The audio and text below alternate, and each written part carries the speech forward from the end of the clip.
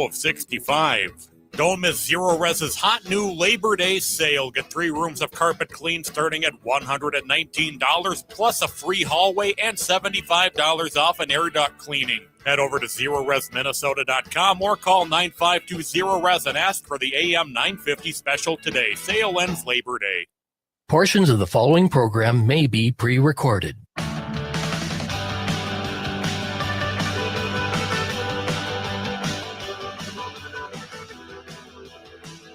Broadcasting from the studios of AM 950 KTNF, the progressive voice of Minnesota, and airing on WCPTA 20 Chicago's Progressive Talk. Welcome to The Gaily Show, the only daily LGBTQ radio news and talk show in the United States. I am your host, John Parker. In studio with me is my executive producer, Jim Pounds. It's nice to see a calm look on your face. A calm look. Well, it's the day before the Minnesota State Fair. Yeah. And we are going to be live tomorrow from the Minnesota State Fair at 2 p.m. We've got some really fun guests, queer guests as well, who have some amazing history to the State Fair. Looking forward to sharing that with you. We're going to have updates. We're going to talk about the new food, events that are happening. So tune in tomorrow, 2 p.m. live on the radio, live stream us, YouTube, basically all the areas that you can find us. That's for the folks in Minnesota. Are Chicagoans going to have something different tomorrow? Or, tomorrow. Are they getting something different? Our friends in Chicago? Yeah. Oh, okay. Yeah, they'll get it on Friday, though. Okay. Oh, I see. Everything's a day later for Chicago. I see. Right? Yeah. Okay. What is on the show today? French protesters managed to shut down a screening of Barbie because it promotes homosexuality, even though there really isn't a gay storyline in it. We're going to talk about this, though, in the larger context of who gets to have free speech rights. Apparently, for too many people, queer folks don't get to have them. And even straight filmmakers don't get to have them if their work is supposedly queer. We're going to have a Gaily Show PSA for you in the second half hour of the show. I've been getting too much of this on Blue Sky, so I'm taking advantage of my platform here. Being anti-Gavin Newsom does not mean you're anti-Democratic Party, and it does not mean I'm MAGA. Stop it, you idiots. Sorry, we're going to get onto that in the second half of the show. Oh, good. But it's part of a larger conversation that I want to have with folks of if you believe the 2026 election isn't going to happen, let's sit with that for a moment and then think about what that actually means for what you should be doing right now. I think a lot of people are being flippant and sarcastic about it, but not actually sitting with the implications of it. It's scary to sit and think about it. But up first, I have been waiting for this for a very long time. Freda Ndidi Epum joins us to discuss her memoir, The Gloomy Girl Variety Show. Merging memoir, poetry, and criticism, this radical literary review traces a first-generation Nigerian-American search for home and belonging on her own terms. Freda, welcome to The Gaily Show. Hi, JP. It's so good to see you. Oh, I guess there are 2 JPs. I just did not realize that. I know. John and Jim. So, okay, folks who are listeners, 3 years ago, Freda and I were both Lambda Literary Fellows, and I am so 3 years ago. I know, it was 3 years ago, and I'm so happy to be in this position where I can celebrate my literary fellows, and I got to read some drafts of the essays and the material that is in your new book. Freda, congratulations. Thank you so much. Yeah, I loved being with you at Lambda, and just the opportunity to be in such beautiful queer community was amazing. I still rave about that experience. It was the first time, hopefully not the last time, but the first time I was in a writing workshop and this was a week-long one where I didn't have to explain anything. Yeah, me too. You know, you could just write, and everybody, the group that they put together, that cohort, was just, it was just an amazing vibe. Is that an accidental thing? Or do you think people sit and try to pair people up, or does it just happen serendipity? I don't know how they do it, and I guess I'm not going to hypothesize. Yeah. But what I want to hear, Freda, tell us about your new book. Well, it is called The Gloomy Girl Variety Show. As you shared with some of the folks listening, it combines memoir, poetry, and cultural criticism, and it's structured as a fictional house hunt. So if you have ever seen HGTV or House Hunters, it is structured as the narrator, myself, trying to find a space of belonging or home as a metaphor, a home and a mind for mental health, a home and a body around chronic illness, and a home and a country around racism and experiences in predominantly white institutions. And then there is the speculative nonfiction aspect where the house hunt is fictionalized. So it reads similar to a novel, but then contains the poetry and cultural criticism and real life experiences that I've had. See, I'm just so thrilled that this book is out in the world right now.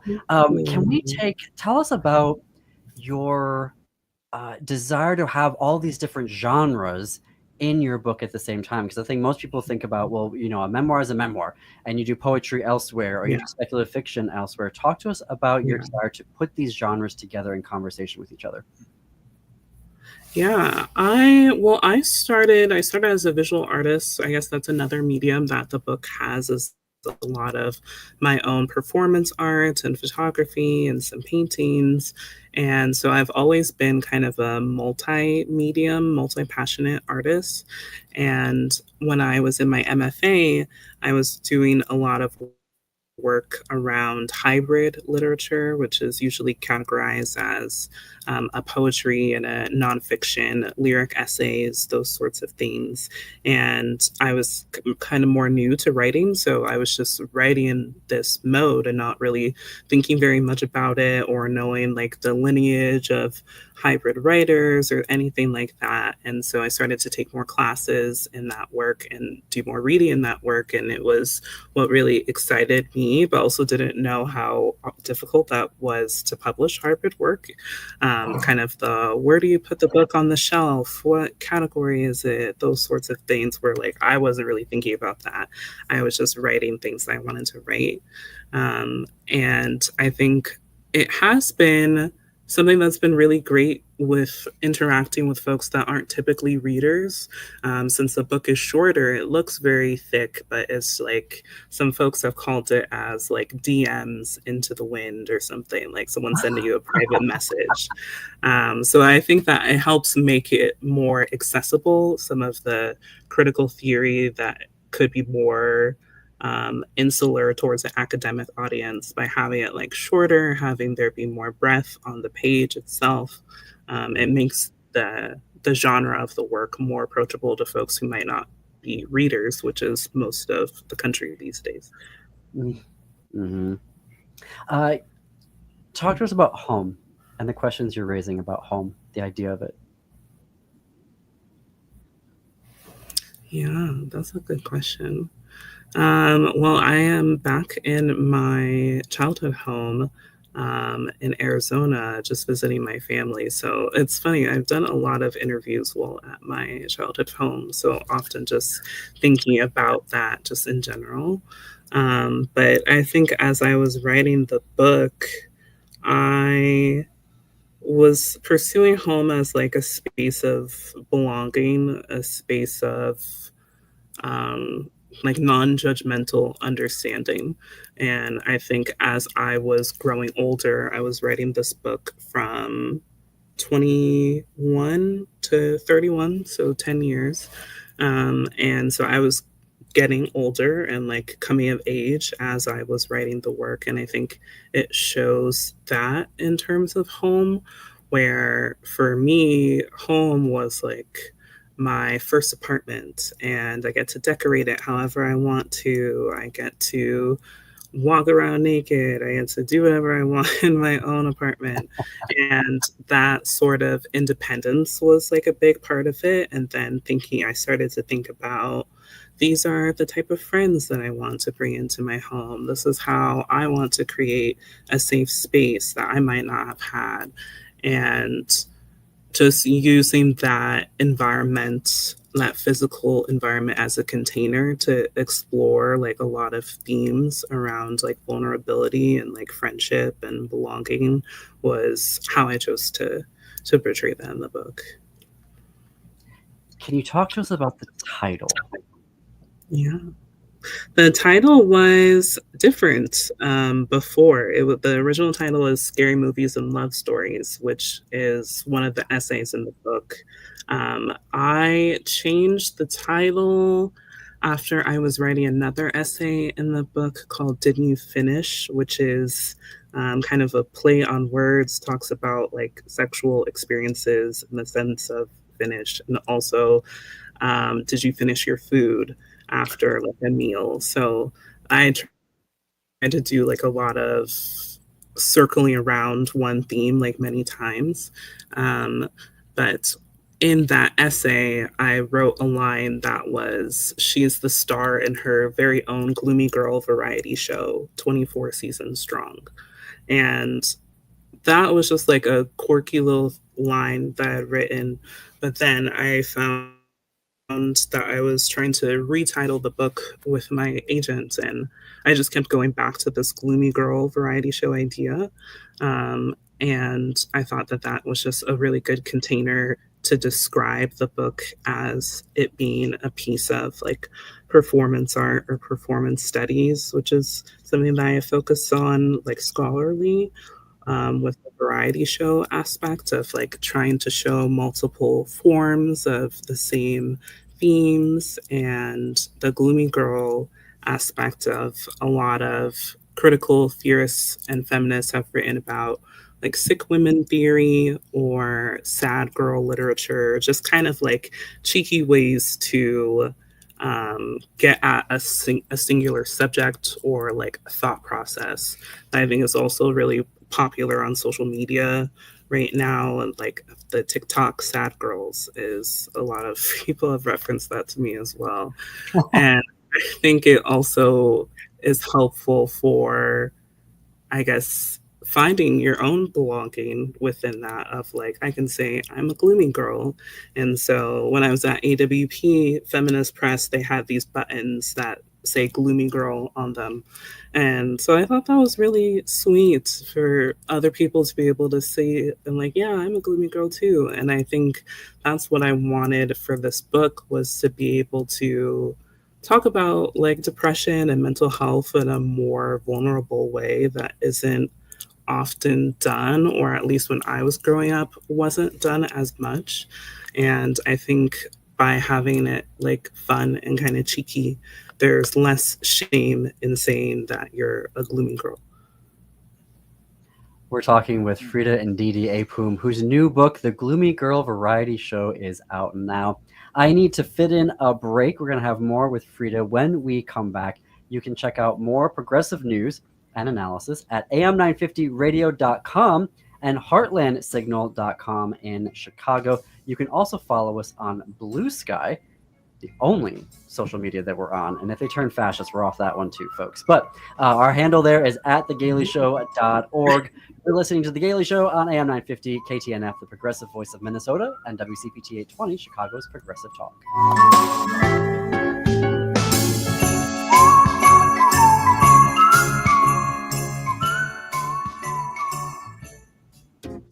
Hey, it's Tom. There's a war being waged on clean energy. A bill in Congress could eliminate the 30% federal tax credit for solar by the end of 2025. And once it's gone, it may never come back. Fossil fuel giants and their MAGA friends in Washington want to kill green energy. But you can fight back. Going solar with All Energy Solar isn't just smart, it's a form of resistance. You choose where your money goes, not to utility companies, not to fossil fuel billionaires, but toward clean, renewable power for your home. A system from All Energy Solar works in Minnesota year-round because it runs on sunlight, not heat.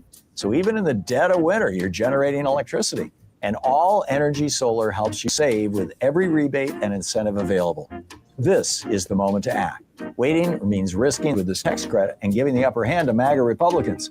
So get your free consultation today at allenergysolar.com and take back your power. Hey, it's Patrick for Zero Res. Did you know that August is Pet Appreciation Month? Zero Res doesn't use harsh soaps or chemicals, so it's safe for all your furry friends. If you have a pet like I do, you know they'd like to leave little bits of themselves around the house, whether that's fur or dander or worse, And you need to call My Cleaning Heroes at Zero Res to help get your house back in shape. Carpets, tile, rugs, upholstery, hardwood, every surface in your home can be Zero Resified. So if it's been months since your last deep clean, it's time to give the pros at Zero Res a call. And if you need to freshen up your home for the fall, Zero Res is dropping a Labor Day sale just in time for the start of the school year. Get 3 rooms of carpet clean starting at just $119 plus a free hallway and $75 off an air gut cleaning. Sale ends Labor Day. Call 952-ZERO-RES or go to ZeroResMinnesota.com and ask for the AM 950 special. Backward or forward spells the same. Zero Res.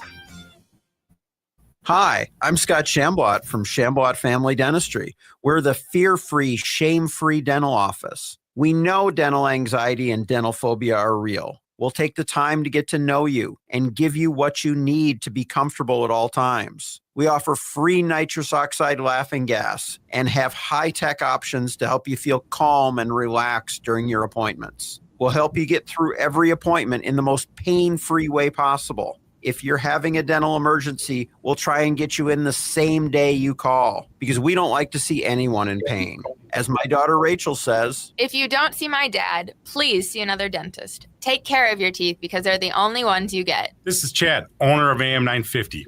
I've been going to Shambot Family Dentistry for years. They get me in last minute when I'm in pain and make regular checkups easy and comfortable. Shamblat Family Dentistry in Hopkins and St. Paul. Find them online at shamblatfamilydentistry.com or call 1-800-FIX-MY-TEETH.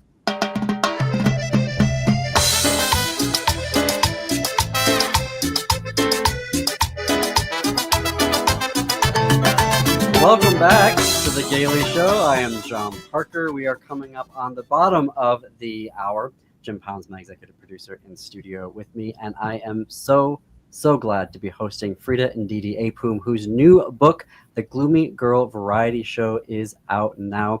Freda, can you talk to us about the poetry part of your book? Because I'm not a poet, and so I start stuttering over my words when I'm talking about it.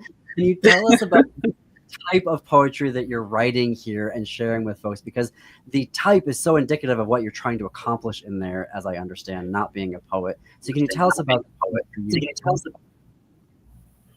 Yeah, I feel like sometimes I can't even call myself a poet anymore, but I try. The other poets will outpoet me oftentimes.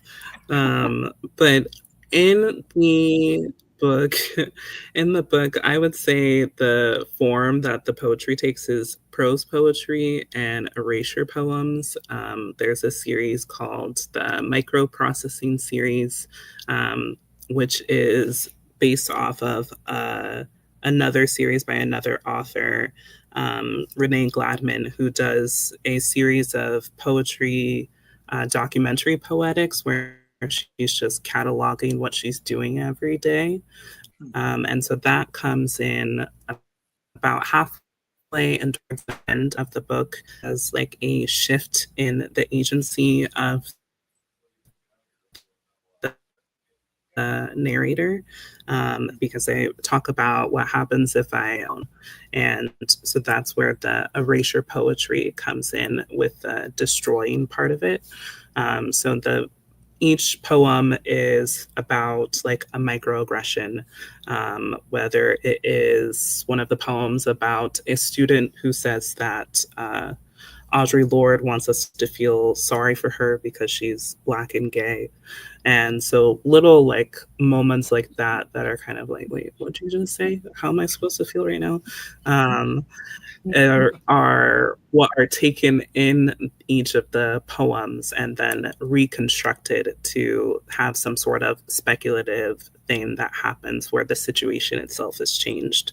So that's one of the poetry series. There's also some playwriting as well. That is some playwriting poetry as a part of the book. And then I think those are the only poems I would say: erasure, documentary, and playwriting. I think sometimes folks think that books just appear out of nowhere. And, we know that it takes years to write these and get them edited and put them out into the world. we were living when you Yeah. and I were Lambda Literary Fellows, we were living in a very different moment in 2022. Talk to us about how you're seeing your book speaking to the moment of fascism that we're living in right now.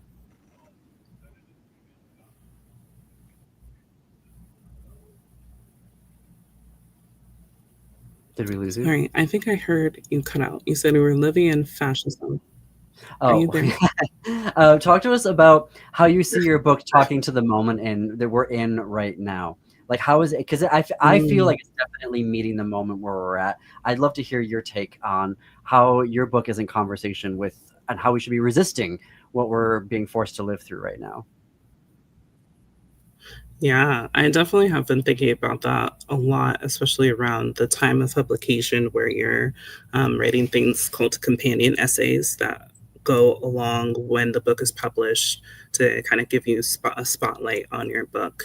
And I'm still working on some additional companion essays, but just really, I am just so floored with, I guess, everything that is happening, but also kind of like jaded and unsurprised in some ways. And I think with my particular book, I find myself at like a unique intersection of racial politics, immigrant politics, and mental health politics, which are all things that I've seen in the news, especially over the last few years. And it's hard to know how to, I guess, to make change. I've been reading a book that just came out about disability studies and activism that talks about, I'm sure you know, the whole queer art of failure thing, Jack Halberstam. And that failure is just intrinsic in any form of activism. And you're going up against people who, why should they cede power, even if it's given unfairly? It just like wouldn't be the smart thing to do. And I find I've been joking about with my sister about evil geniuses recently, and I think like much of fascism is just evil geniuses, people doing things that could help other people but choose to hurt instead. And I hope that my book gives people a space to know that like they're not alone in some of the struggles that they might be having or in the identities that they hold. And I think with my book, I really wanted it to have a happy ending, and I think I've struggled with that in terms of how that puts a container around like my own personhood of like, what if I don't actually have a happy ending? Is what is like healing, performing it for an audience versus like actually embodying it for yourself. And I've wanted this book to be like the start of someone's healing journey if they find it at a bookstore. I love that. I love that. What I so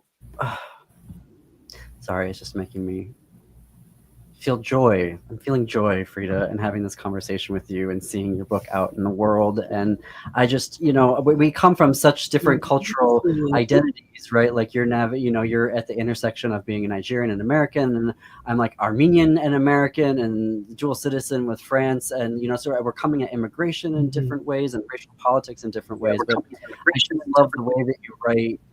I just feel like, oh, Freda's creating space for all of us right now. And there's so much that we can learn from you and learn about and see ourselves in that work. And I'm so grateful and so happy that your book made it into the world. And I just cannot recommend it enough for folks to read. Thank you. Thank you so much.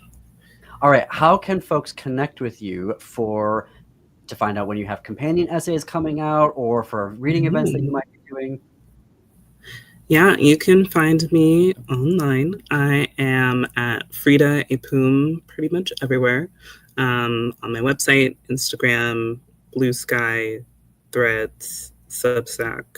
I'm trying to get rid of the fascist platforms as well, but it's a process. Hard. It's hard. It's hard. Unless you're just like All right, folks, you're going to follow there. We're going to put the links in our show notes and on our website. We have a link as well to make it super easy for you to go in, buy your copy of the Gloomy Girl Variety Show. Freda, obviously a friend of the show. I'm not just saying that, so please come back anytime. Thank you, JP. Thank you, Joe. It's so nice to meet you. Thank you for having me. It was so great to see you. Quick break, more after What the Gator Show.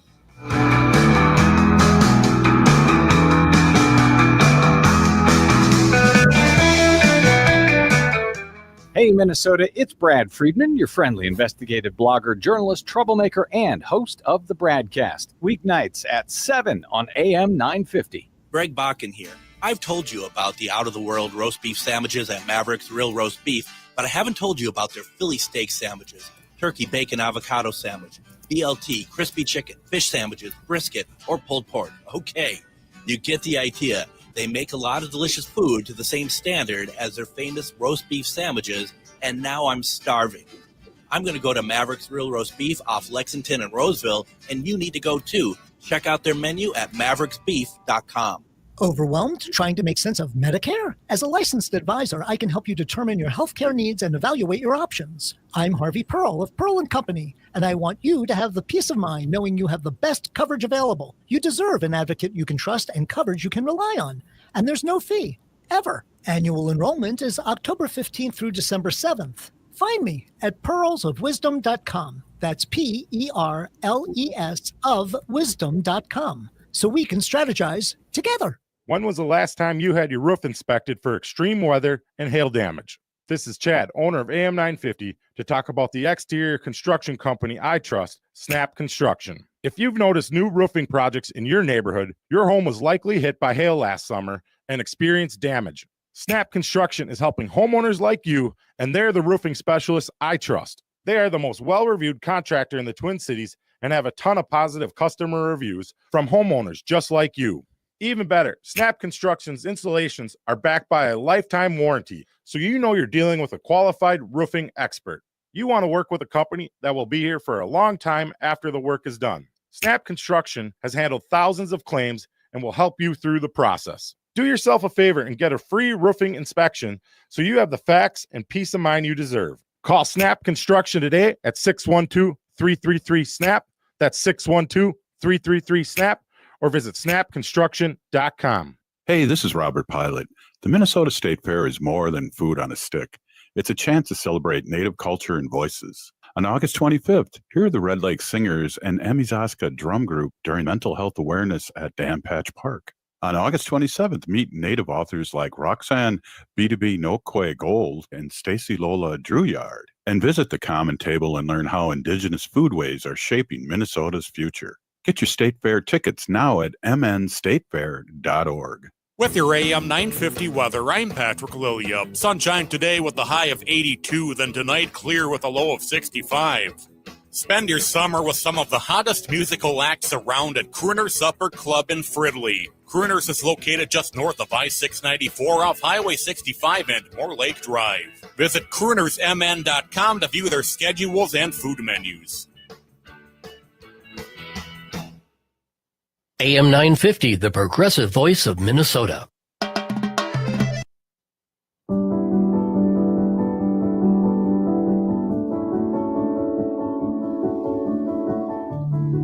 Coming to you from the studios of AM 950 KTNF, the progressive voice of Minnesota, and airing on WCPT 820, Chicago's Progressive Talk.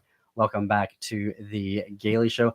Patrick, I loved how you switched from the upbeat music because I feel like I'm zipping around here to the chill music. Yeah. Like, just, okay, let's get John to chill out. That's here. Right. Before he bursts into flame. Because I need that right now. But I love talking to Freda so much, and that just gets me so excited. And folks can tell when I get excited, I just start talking a mile a minute. Speaking of minutes, it is 33 minutes after the hour. As a programming reminder to folks in Minnesota, tomorrow at 2 p.m., we will be live from the Minnesota State Fair. We are very graciously being hosted at the Native Roots Post, Trading Post. That's the word I'm looking for. The Native Roots Trading Post in the West End Market. Yep. So you can stop by at 2:00. You can watch the show, watch us live. If you want, you can come up and talk to us on air about your favorite part of the fair. As I'm joking around, it's the Gailey Show on a stick. We'll be talking about all sorts of things, including food, events that are going to be going on. I've got a couple of guests who I can't wait talking to because they have just this storied history. They're a queer couple with the fair, and so I'm very much looking forward to talking with them about that. So 2 p.m. tomorrow in person at the fair, West End Market at the Native Roots Trading Post on AM 950 over the radio, or live stream us on apps, or watch us on YouTube. I kind of blank. There's so many different ways that you can watch and tune into the show, all of AM 950 shows and all of WCPT's shows as well. Pretty easy. All right. Well, let's start the second half hour talking about Barbie. And this story caught my eye because this doesn't happen. This story isn't happening in the United States. It's happening in France. And a group of young people, obviously on the far right, were able to get a public screening of Greta Gerwig's Barbie shut down in the northeastern suburbs of Paris. They were allegedly threatening government workers by saying, "We're going to attack you," like they were threatening their well-being, and saying that the movie is, quote, gay, and also, quote, an attack on the virtue of women. One of the most feminist movies I've ever seen. Yeah. But So, and this is a town. So the town is Noisy-le-Sec. Its mayor is Olivier Sarabérous, who is a French Communist Party member, far left. Far left. So this is not, a bastion of the far right party, the National Front. This is a town, Noisy-le-Sec, whose mayor is a member of the Communist Party, which the Communist Party, not huge in French politics, but they have a different system over there where they have lots of different parties, unlike the United States, one of whom is the French Communist Party. So it's absolutely just stunning to me. The mayor, Sarabérous, was saying that around 15 individuals surrounded staffers who were in charge of Les Estivales de Noisy. So it's a film festival, or just a general festival. They were going to show the Barbie movie on a large screen outdoors. It was going to be at 9 p.m. And it was actually chosen by a public vote of residents. Okay, now, again, not a lot of people voted. The city's population is about 45,000. They got 214, but there was a democratic process. And the young people, and this is quoting from a French newspaper, said that if you set up this movie, we will tear down everything and end the screening. Do you think, what's popping into my head as I'm hearing this lunacy, I'm wondering if The Handmaid's Tale, the loss of female individuality and self-control and all of that, if all of that is actually going to be wrought by women who hate other women, or who see an empowered woman as a negative thing? Is it that traditionalist notion that we need to go back to getting women in the kitchen? What is the motive for something like that? Yes, I will say there's a reason why second wave feminism came out of France, is because that country is definitely behind. I don't think that the gender politics are equitable over there. I think a lot of French people will probably call into the show right now and argue with me about that. But as someone who comes from the U.S. into France, I'm always like, what is going on here? Yeah. What is going on here? I do want to quote the culture minister of France, Rachida Dati. In a quote, she said, in a statement, she said, "Yet another serious attack on programming that deprives families and children of a cultural event. In the past year, I have taken firm measures against these serious attacks that have become a new form of delinquency." Yep. Of note, culture minister Dati is from the Les Républicains party, which is a center-right party. So we can then believe that the folks that are doing this are from the far right. The far right party, the National Front in France is on the precipice of gaining power. Last year, a coalition of socialist, farther left than we would have here in the States. I want to be mindful that what we think of as the far left here in the United States, we have moved so far to the right in this country that what you think is the far left is actually pretty centrist in other parts of the world, including France. So these things where they're like, universal healthcare. The center right supports universal health care in almost all of Europe. Okay, right? The actual far right, even in places like Hungary, they're investing in universal health care. But around here, we have a lot of weird centrists going, oh, universal health care, that's so far left. It's unacceptable. Okay, gonna set that aside. For the second here, it's the usage of violence here in this case by a small group of people. They surrounded staff members who tried to have a conversation with them, and the thing that I'm trying to understand here in the reporting is why didn't they call the cops? For once, why don't you get security staff in there to remove them if they are threatening violence, to shut down? Right. Why would you capitulate to that? Well, and apparently the criticism is that the movie's gay, as though that's the worst thing you can say about it. And it's not any kind of gay movie. It's what would you call it? It's it's cartoonish. It's bright, and I mean, it's not gay. I'm sorry. That's somebody that doesn't know what gay is. The people, the protesters, were saying that it's too inappropriate and too vulgar for children to see. And I'm like, the movie is literally Barbie. Yeah. It doesn't get much safer than that, ladies. Okay. Yeah.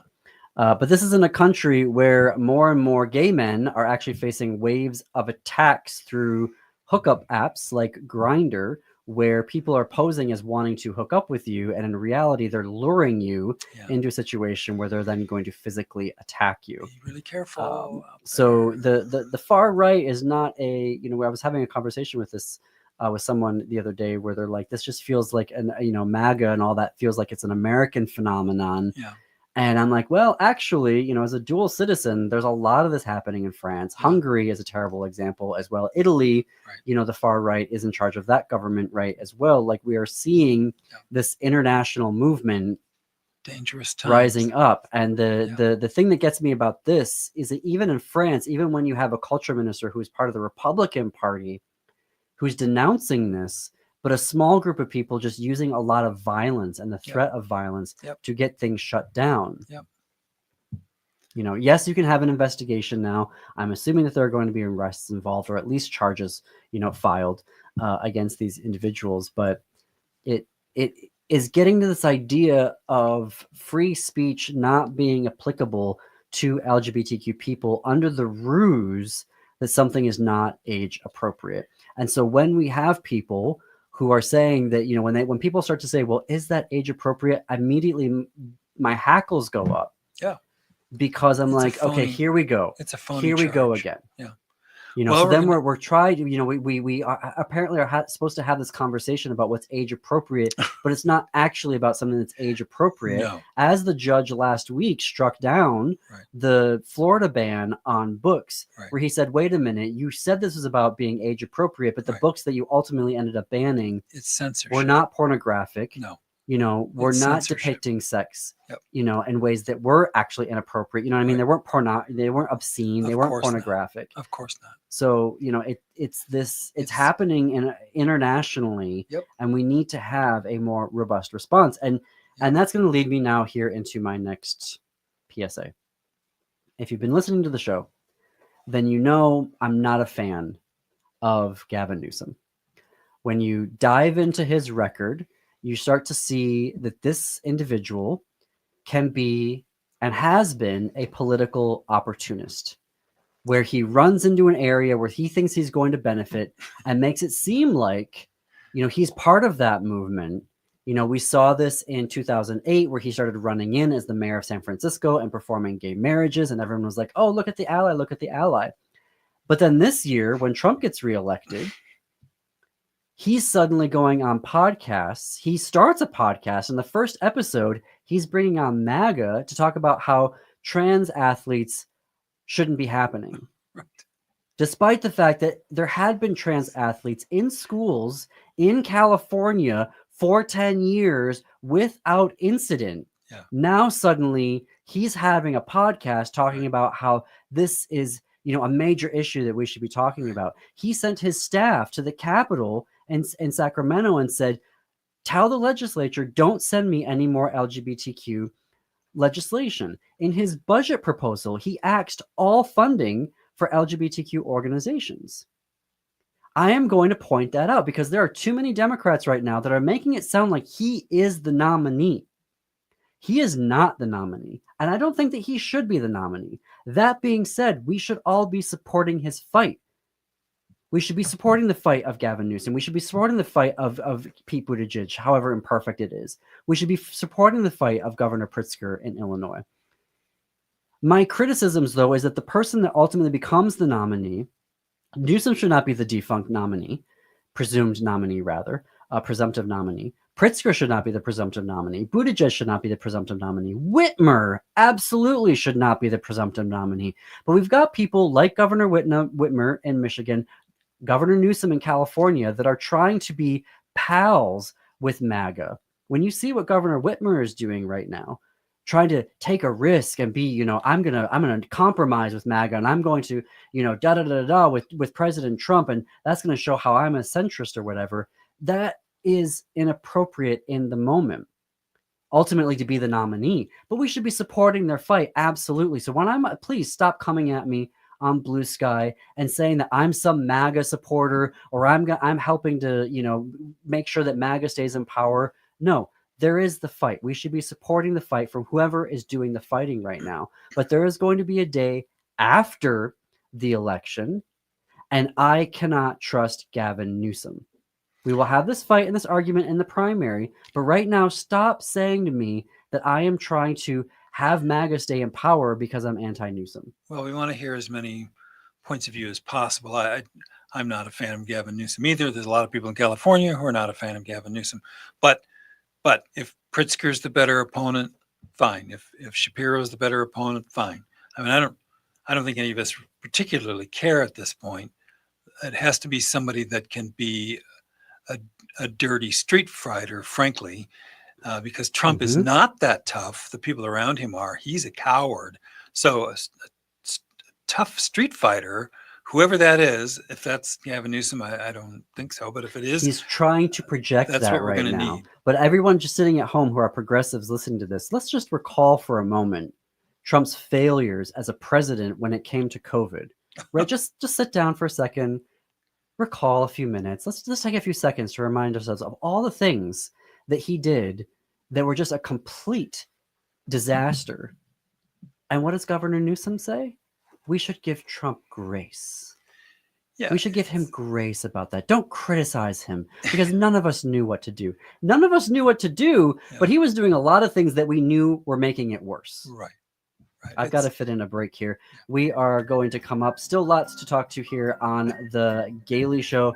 You can keep the conversation going on Blue Sky. Just stop adding me and saying that I am pro MAGA on there.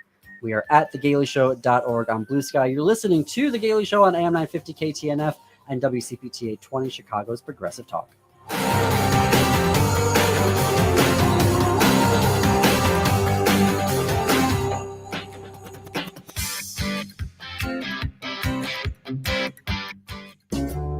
Summer is going fast, but Next Chapter Booksellers has everything you need to keep up with your summer reading. From the hottest new titles to timeless classics, Next Chapter Booksellers has something for any taste. Their friendly staff are great at making recommendations for the perfect summer read for you or your loved ones. Plus, Next Chapter Booksellers has a wide variety of puzzles and games for those rainy days. So keep up with your summer reading at Next Chapter Booksellers off Snelling and Grand in St. Paul. More at nextchapterbooksellers.com. Hi, this is Frank Brown of Minuteman Press Uptown with a question for our listeners. How important are business values to you? When you need high-quality digital print, it matters who you work with. You see, Minuteman Uptown is unique. We're one of the only union print shops in Minnesota providing our team with living wages and benefits.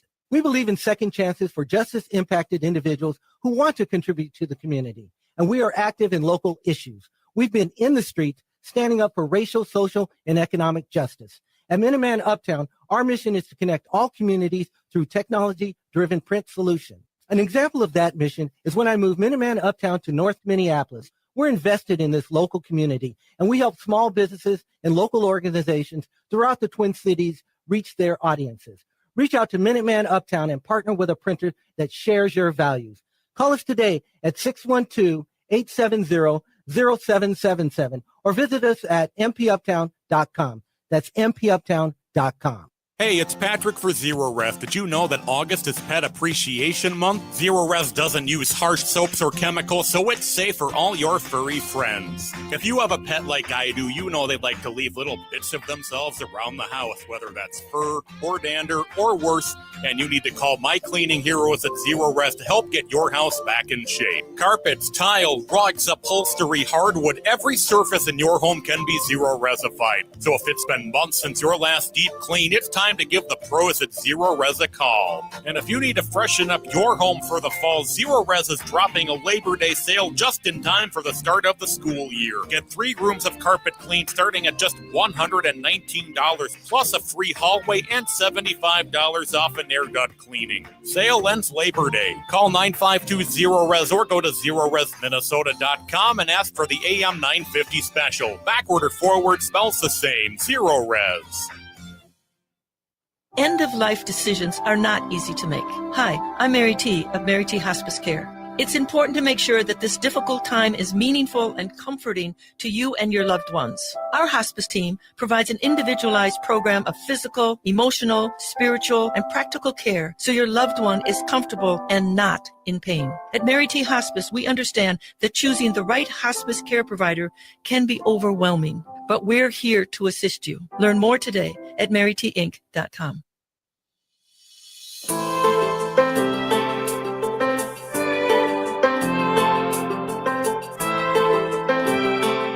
Welcome back to The Daily Show. I'm John Parker. We are coming up on the top of the hour. I want to take the last few minutes of the show today to address something that I'm seeing on Blue Sky. I'm seeing when I listen to progressive radio. I'm seeing when I tune into, stuff like MSNBC or other platforms. This cynical, sarcastic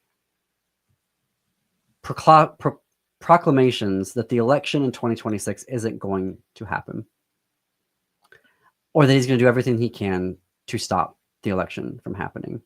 And then it's just sort of tossed off like that, and we move on. And I think that if folks are saying that, there needs to then be a responsibility to shift the paradigm of how we're responding. I feel it's kind of starting to border on irresponsible to say that you believe that the election is not going to happen in 2026. If you're not then going to start talking about how that changes everything. Everything. Yeah. And so something that, Jim and I have been talking about is my personal worry is that he is going to find laws already on the books, because I have been constantly surprised every week that he seems to have a law that empowers him to do something that you're like, wait a minute, this law existed all along and presidents just haven't been using it. This is bonkers. My fear is that he's going to find something like that to try and do what he can to stop the election, but there won't be a legal challenge because it's a law on the books that Congress has passed. And then we know what the Supreme Court is going to do. So if there isn't, we've been relying on the left, the center left, the left, about court challenges. But if it's already a law that's in place, then a court challenge does not become the fail-safe of democracy in the country. And so something that I want to throw out there is, yes, plan on voting and getting out the vote in 2026. And going to protests now and writing, your elected officials and writing to your neighbors and things like Vote Forward. We're going to have Vote Forward on in September.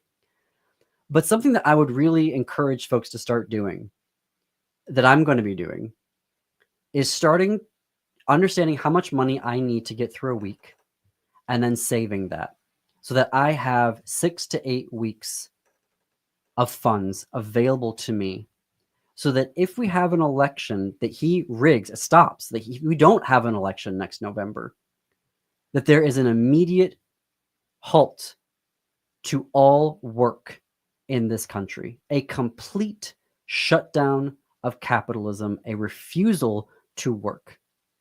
He can occupy our cities, but he cannot force us to go to work. And that strike needs to be longer than a day, 3 days, 10 days.